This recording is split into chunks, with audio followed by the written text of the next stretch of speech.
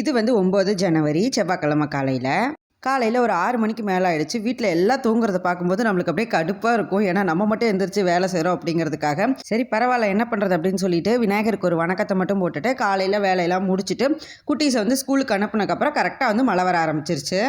மழை தண்ணியில் கொஞ்ச நேரம் மட்டும் விளையாடிட்டு அதுக்கப்புறம் நெய் காய்ச்ச வேண்டிய வேலை இருந்தது. அதனால் கலெக்ட் பண்ணி வச்ச ஆடையில் வந்து கொஞ்சம் புறைய ஊற்றி வைப்போன்னு சொல்லிட்டு இருக்கிறதெல்லாம் வந்து ஒரு பாத்திரத்தில் போட்டு அதுக்கு புறைய மட்டும் ஊற்றி அதை வந்து ரெடி பண்ணி மூடி வச்சிட்டேன். பொங்கல் வேற வருது. கரெக்டாக நம்ம இந்த வாரத்தில் நெய் வந்து காய்ச்சிக்கலாம் அப்படின்னு பிளான் பண்ணிட்டு தான் எல்லா ஆடையும் வந்து கலெக்ட் பண்ணி வச்சுருந்தேன். ஏன்னா நம்ம கடையில் வாங்குறதுக்கும் வீட்டில் செய்கிற நெய்க்கும் பயங்கர வந்து வித்தியாசமாக இருக்கும். நல்லா சூப்பராக வந்து நெய்யை காய்ச்சி வச்சுட்டு அதுக்கப்புறம் ஈவினிங்க்கு மேலே பாப்பா வந்து வந்துட்டா ஸ்கூல்லேருந்து. அவளுக்கு ஒரு சில ப்ராஜெக்ட்லாம் வந்து செய்ய வேண்டியிருந்தது. அதனால் ஹோம்ஒர்க்கோட ப்ராஜெக்டையும் சேர்த்து முடிச்சுட்டு அதுக்கப்புறம் நைட்டுக்கு வந்து டின்னர் பண்ணிடலாம் அப்படின்னு சொல்லிட்டு நான் வந்து என்னோட வேலையை வந்து கண்டினியூ பண்ண ஆரம்பிச்சிட்டேன். நமக்கு மட்டும் வீட்டுக்குள்ளே தூங்க போகிற வரைக்கும் ஏதாவது ஒரு வேலை இருந்துக்கிட்டே தான் இருக்குது. எப்படியோ ஒரு வழியாக டின்னரை வந்து முடிச்சுட்டு பாதாம் பாலோட இந்த நாள் வந்து சூப்பராக வந்து முடிஞ்சுது.